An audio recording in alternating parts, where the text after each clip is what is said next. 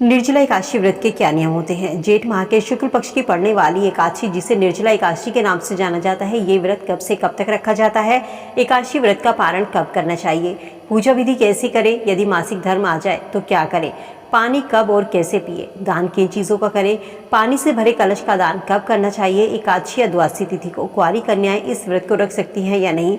यदि प्राण संकट में आ जाए तो क्या हम पानी पी सकते हैं या नहीं पी सकते।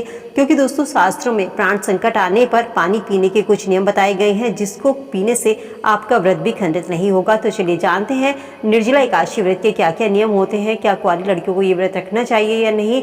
किन किन बातों का ध्यान रखना चाहिए। दोस्तों, साल के सबसे कठिन व्रत होता है निर्जला एकादशी का व्रत, जो कि जेठ मास के शुक्ल पक्ष की एकादशी तिथि को रखा जाता है। कहते हैं ये व्रत साल की 24 एकादशी के समान पुण्य फल प्रदान करता है। मात्र निर्जला एकादशी का व्रत करने से साल की 24 एकादशी का फल प्राप्त होता है।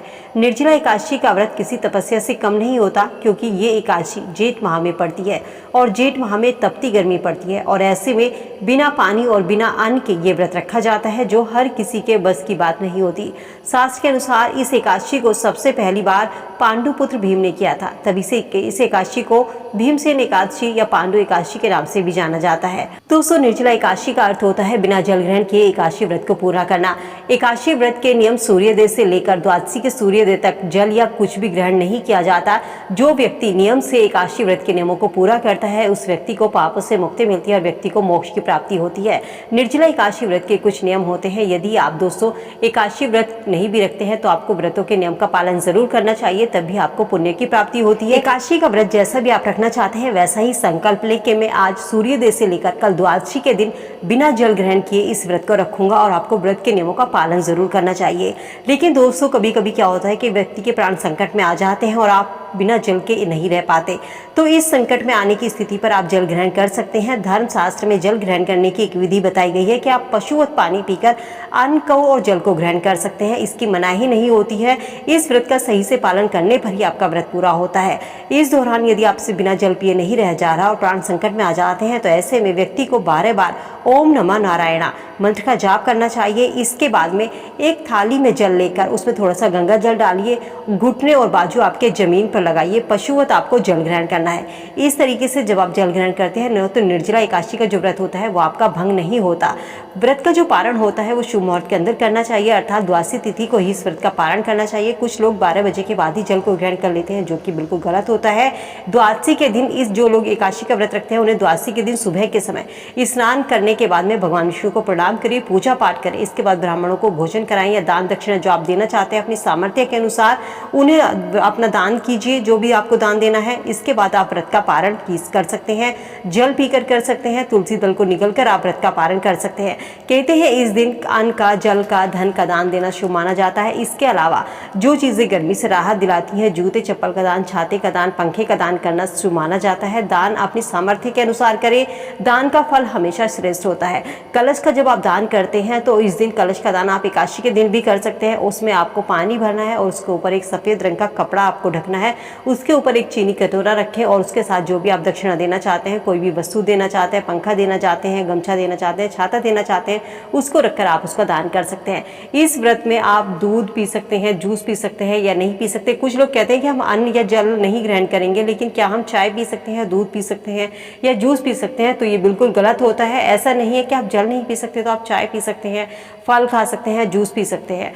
तो आप जूस नहीं पी सकते। लेकिन अगर जो लोग बीमार हैं वो इसी तरीके का व्रत का संकल्प लेके हम आपका व्रत भगवान विष्णु का रखेंगे, लेकिन हम अपनी सामर्थ्य के अनुसार, अपनी शारीरिक क्षमता के अनुसार इस व्रत को रखेंगे, तो वो फलहार खा करके या जूस पी करके इस व्रत को रख सकते हैं। उन्हें एकादशी व्रत के पुण्य की प्राप्ति होगी।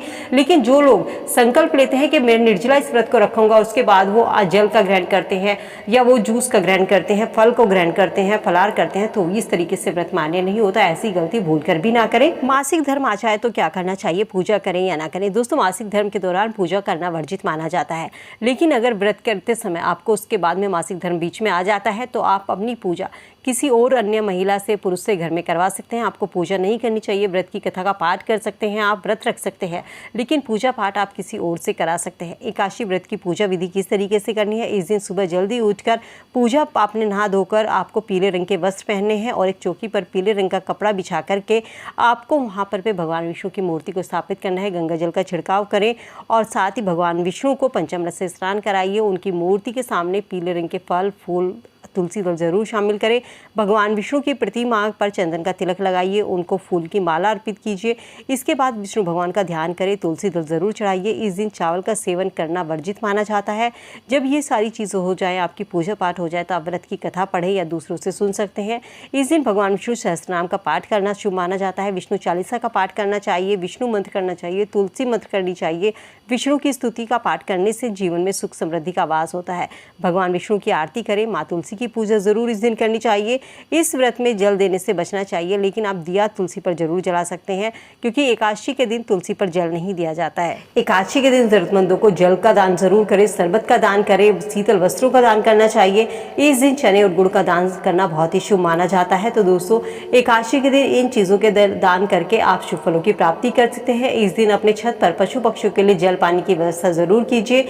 भगवान विष्णु को तुलसी दल अर्पित करना बिल्कुल भी ना भूलें। और इस दिन मिट्टी के जो बर्तन होते हैं, जो घड़ा होता है, उसमें शरबत का दान करना सबसे अच्छा दान माना जाता है। इस दिन किसी से वाद विवाद करने से बचना चाहिए, किसी को अपशब्द ना कहें, किसी से लड़ाई झगड़ा ना करें, क्योंकि एकादशी व्रत के कुछ नियम होते हैं। यदि आप व्रत नहीं भी रख रहे हैं तो भी आपको व्रत के नियमों का पालन करना चाहिए। कुछ लोगों को इस व्रत को रखने से मना किया जाता है, जो बच्चे हैं, बूढ़े हैं या रोगी हैं, उन लोगों को व्रत नहीं रखना चाहिए। यदि एकादशी व्रत का फल पाना चाहते हैं तो एकादशी व्रत के नियमों का पालन करें, विष्णु चालीसा का पाठ करें, भगवान विष्णु की आराधना कर सकते हैं और मनोकामना कर सकते हैं अपनी, जो भी आपकी मनोकामना है। तो इस तरीके से इन चीज़ों का दान करके आप एकादशी व्रत का पुण्य पा सकते हैं। तो दोस्तों, उम्मीद करती हूँ वीडियो में दी गई जानकारी आप सबके काम आएगी। वीडियो से आप जरूर उठाएंगे। वीडियो अगर पसंद आई तो दोस्तों के साथ में लाइक शेयर जरूर करते चलिए। मिलती हूँ नई वीडियो में नई जानकारी के साथ। स्वस्थ रहिए, खुश रहिए।